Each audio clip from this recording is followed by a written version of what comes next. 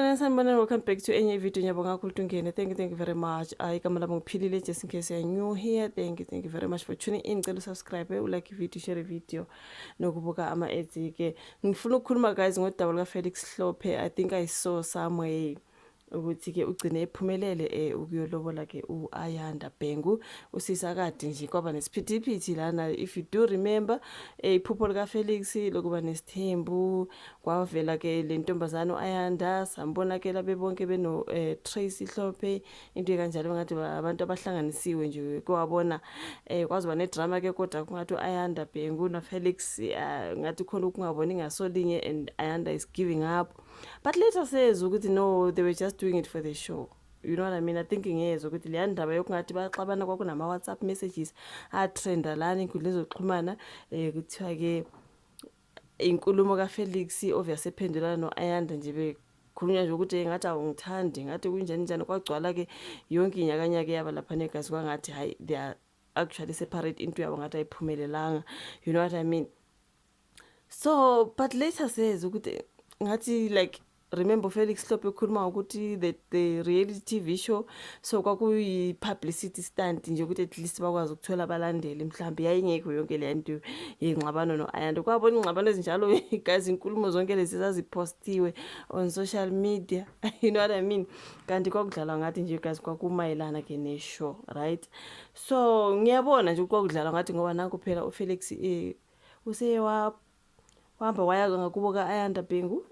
As I see ngibona ke indaba lana kukhulunywa ukuthi uFelix Hlophe useze waphumelela ke odabeni lwakhe ke lokuba nesithembu amakhosikazi amabili.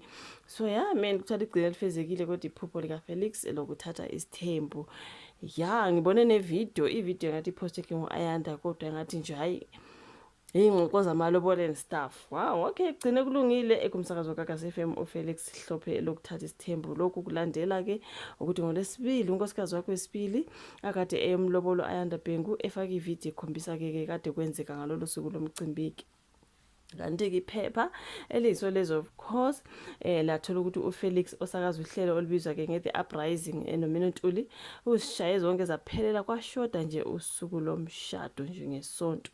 And then yeah, uAyanda Bhengu lana bamfakile laphana kuze unkosikazi wesibili ka Felix, as we know her, we know idrama yaba laphana you guys, there was just a whole lot. Angazi noma kukhona yini yena ke azokufaka inkundleni zokuxhumana uFelix kodwa ke kugcineni useze wamlobola kuzolandela mhlawumbe umembeso nomshado. Bekungelula bahlukane bayathandana futhi uFelix uyayithanda ngempela into yesithembu. Ikuye nje lento emabesho kodwa Ayanda ujabule kungakho nje nguyena ofake ke konke ezinkundleni zokuxhumana amahebezi ukuthi uFelix angase abe namakhosikazi amabili aqale ukugqama laphana ngonyaka odlule kuvela obala izindaba zokuthi ke use budlelwaneni hayi ngeke nalona kwesifazana. So uFelix waqala ke waphika ukuthi uzothatha isithembu kodwa kwagcina kuvelile ohlelweni iLife with Felix Hlophe olwaluqhamisa impilo yakhe ukuthi ke kade ayithembisa uAyanda umshado. So yameni kuleli hlelo kulake kwahlala khona obala ukuthi isimo asisihle kulabo besifazane asebudlelaneni bezothando nabo. Tracy unkosikazi wakhe omdala ka Felix wayekhala ngokuthi uAyanda kukhona izinto azikhuluma ezingahleli kahle kuye. Ukwabona la ke sithenjini inkulumo back to Jesus Christ kweyalo zazikhona izinto Tracy atakazithandi ukukhona kuze zithinta izingane zika Felix na anazo no Tracy, right? So akugcini lapho ke nomndeni kaAyanda nawo waveza ukungajabuli ngoFelix njengoba kwaveza ukuthi sesisithi isikhathi uFelix eleke ethembisile ukuthi uzoza azolobola indodakazi yabo kodwa ke lokho wayengakwenzi. So babebhora ke ukuthi uthembisa into engekho. Okay, so yeah mina kulela hlelo kwakucacela noma ke unokucela noma ubani ukuthi isifiso sakhe ukuthi laba besifazane bobabili babe sempilweni yakhe ngoba naku phela wabahlanganisa sabona lapha kwakungathi nje basiyangazi kwakuyidina kwakuyilunch whatever it is, the two women together. Mangasithola lesi sithombe sokulahlela sona on my screen.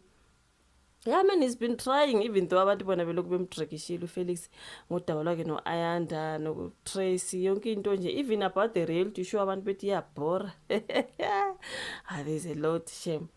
Kuthi isho kaFelix iyabhora, nami ngayizama empeleni, nami ngayizama you guys. I watched it. I think ngayenza ne-review. I remember doing a review Life with Felix what. But ngiyabona ukuthi ngathi hayi angidobhi lutho, like nothing is interesting, okay. Ngase ngibona nje abanye abantu beqhubeka ngokusho ukuthi hayi cha kwaze kwabhora bo lapha, ngathi hayi kushuda akusimi ngedwa, kusho ukuthi nje angibajwayeli kabi, like I didn't find anything interesting about, you know. So yeah, man, wayezama yena ngayo yonke indlela shima ukubahlanganisa ke omama bakhe bobabili. Wayeveza ukuthi uyabathanda bobabili, kodwa kucaca ukuthi uTracy yena akayizwa kahle leyo ukuthi umyeni wakhe uzophinda ashade omunye unkosikazi. So ngasekupheleni kohlelo lwakhona ke kwakungathi ubudlelwane balaba buyaphela ngenxa yezinkinga ababenazo. Ya, kwakukhona nje ukungazi, sazikhona izinto uTracy ayengazithandi, kwakuthiwa zasho ayanda, sabona nje, ngabona nje ama-clips because like uhlelo I never really got interested to watch, but ama-clips ngangiwabona ke, even the conversations, like the arguments and everything else. Ukuthi nje angazi ngifinde anything interesting ngohlelo lwaBot Felix, even though yena Nkosi yami ngumuntu engimkhonzile, but when it comes to the show angazi, something was offish, okay. That was season 1, I think. So mhlambe ke izobuya sijwayele, you know what I mean. Abantu abaningi babekhala ngokuthi iyabhora nje, ngathi mhlambe ukuthi ngoba iyaqala, mhlambe ukuthi ngokuya kwesikhathi sijwayele Nkosi yami ke. Kodwa ke kuthiwa kusehamba umlobolo Andabhengu lo esabona ke ingxabano enkundleni zokuxhumana, ama-message, ama-WhatsApp messages laphana ivelile bengathi nje hayi vele sebevele kwaba ngokunye nje, okay. Omunye wabheka lo, omunye wabheka le, sathi hayi bo kuphelile ngoFelix no-Ayanda, kanti ke that was about the show. Obviously yazi abantu abaningi mabefuna ishow ibingathi iba exciting, bazoletha idrama, baletha idrama nibalandele nenze njani. I think that's what they were trying to do, but bona ke babengahlukananga shem. Nanku-ke sebuye lobola ubhuti. Wow, okay, congratulations to him. Usho ukuthi into yakhe esithembu uyayifuna nje ngempela, you guys. So uye waqhubeka ngayo ke, waze wagcina emlobolile uGary. Sesilinde nje ukubona ke umshado wona ukuthi uyoba kanjani. Congratulations to uBot Felix, Nkosi yami, besifuna isithembu njalo sazi ukuthi uzoyimela indaba yamakhosikazi amabili nezingxabano and everything, the drama esithenjini and everything else. Nasesiyobona khona ke mhlambe kwishow sesizobuka ke Nkosi yami, waphela manje isithembu ke manje lesike sesizobuka ishow mhlambe this time kuzoba umfunyana, I do not know, okay.